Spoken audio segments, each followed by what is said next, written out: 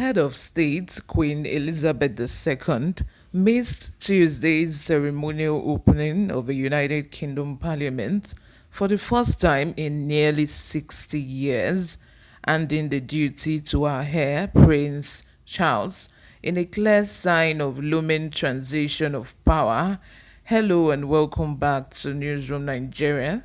This is where we give you hot, fresh, and sizzling news all day long. If you haven't subscribed to this channel, please go ahead and subscribe. Hit the like button. Most importantly, click on the notification bell so that you can get notified whenever we post. Also, would love to hear from you. Comment down in the comment section. I reply to all my comments.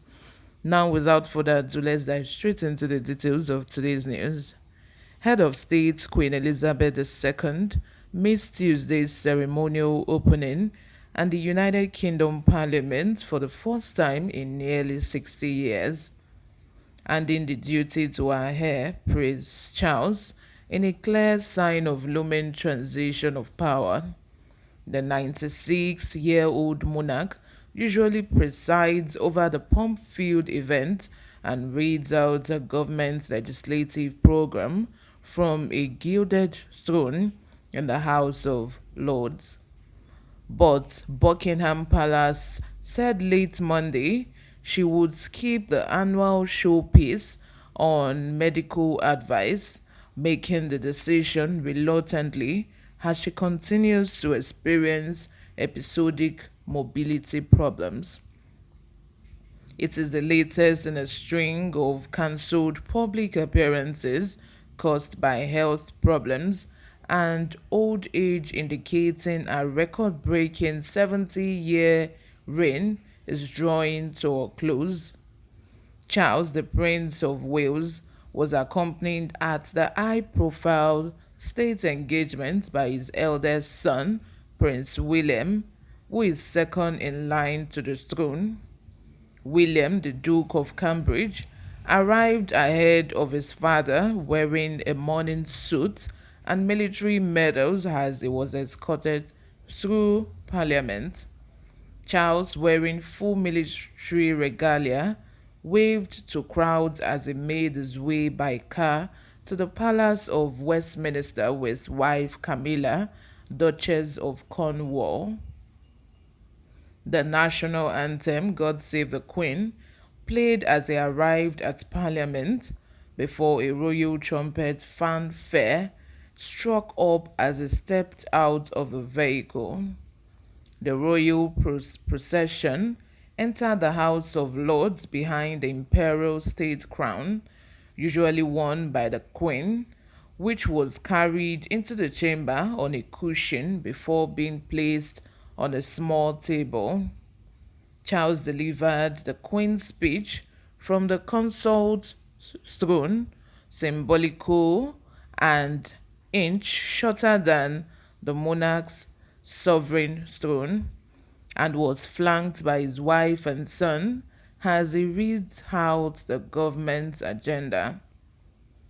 The Queen has rarely been seen in public since spending an unscheduled night in hospital last October and has complained of difficulties standing and walking. She also contracted COVID-19 in February. She has missed only two state openings in 1959 and 1963 when she was pregnant with Prince Andrew and then Prince Edward. Her decision heightened fears that she may not be able to play a full part in public celebrations next month, celebrating her platinum jubilee.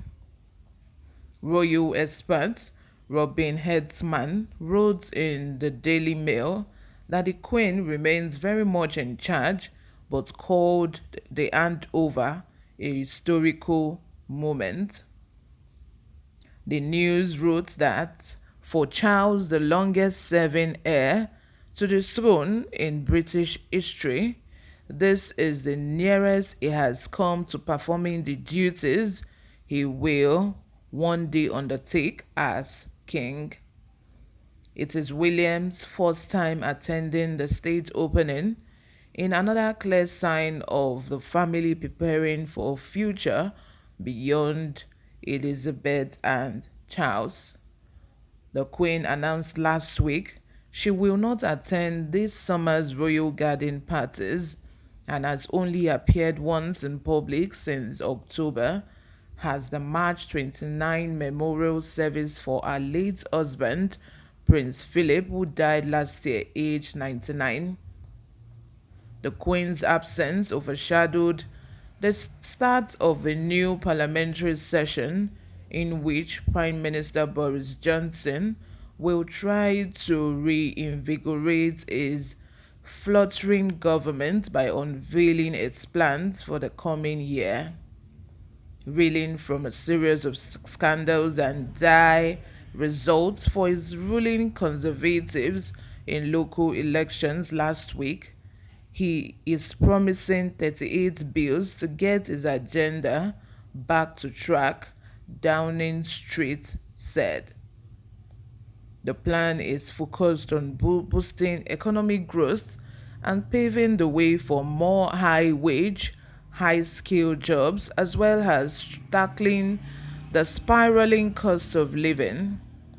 The upcoming parliamentary session, the current government's third, is one of Johnson's last opportunities to deliver on his key policy promises before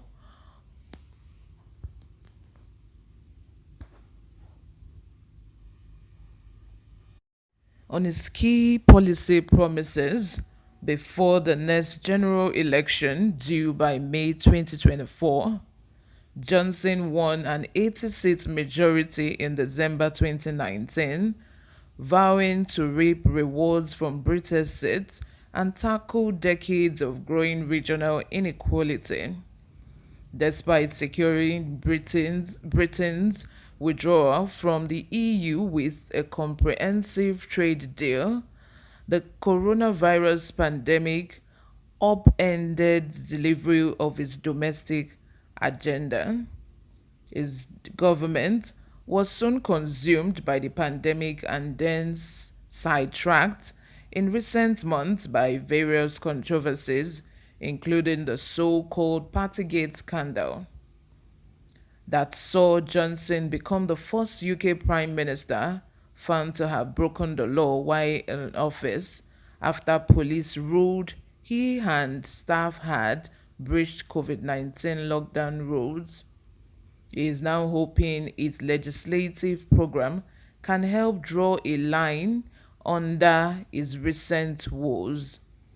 But he faced, but he, pardon me, but he faced a daunting challenge as the growing cost of living crisis begins to bite with bleak economic forecast. Thank you very much for always listening and watching. If you haven't subscribed to this channel, please go ahead and subscribe. Let me know what you think in the comments section. Bye for now.